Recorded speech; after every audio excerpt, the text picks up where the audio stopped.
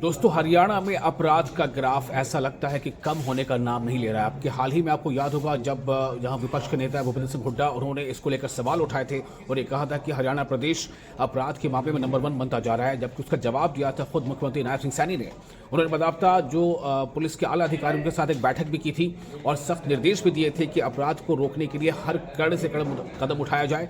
साथियों ने यह भी कहा था कि अपराध के आंकड़े पहले के मुकाबले कम हुए हैं। एक ताज़ा घटना आपके बारे में बताता हूँ। ताज़ा घटना यह है गुरुग्राम के अशोक विहार इलाके का।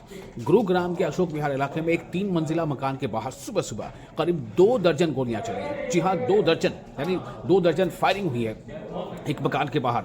ये 3 मंजिला मकान है। बताया जा रहा था कि मकान का निर्माण हाल ही में पूरा हुआ था और जिस दिन फायरिंग हुई है उसी दिन, यानी आज के ही दिन उसका उद्घाटन होना था। लेकिन उद्घाटन से पहले अलग सुबह, यानी सुबह ही करीब 5:30-6 बजे का समय था, एक के बाद एक तड़ातड़ गोलियां चलने लगी। धाय की आवाज़ से पूरा इलाका जो है वो थर्रा गया।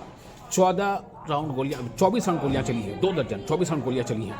और इतना ही नहीं, गोलियां चलाने के बाद मकान के बाहर गोलियां चलाई गई। मकान के खिड़की के शीशे भी टूट गए। मकान में खिड़कियों में भी और सीलिंग पे भी, दरवाजे, बालकनी में भी गोलियां चलाई गई हैं। अब सवाल ये पैदा होता है कि आखिर ये कौन लोग हैं।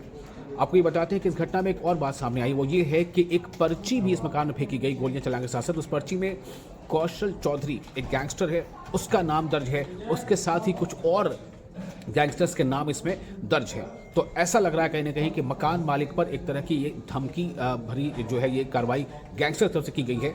और हो सकता है कि इस बीच कुछ और मामला हो लेन देन का या क्या है। इस मामले की गुत्थी जो है पुलिस को सुलझाना है। पुलिस ने फिलहाल एक मामला इस मामले में दर्ज कर लिया है। सीसीटीवी फुटेज खंगालने की कोशिश हो रही है और ये पता लगाने की कोशिश हो रही है कि आखिर इसमें कौन कौन लोग शामिल थे और ये गोली चलाई गई तो क्यों चलाई गई, इसके पीछे कारण क्या था। पुलिस के लिए इस गुत्थी को सुलझाना एक बड़ी चुनौती है।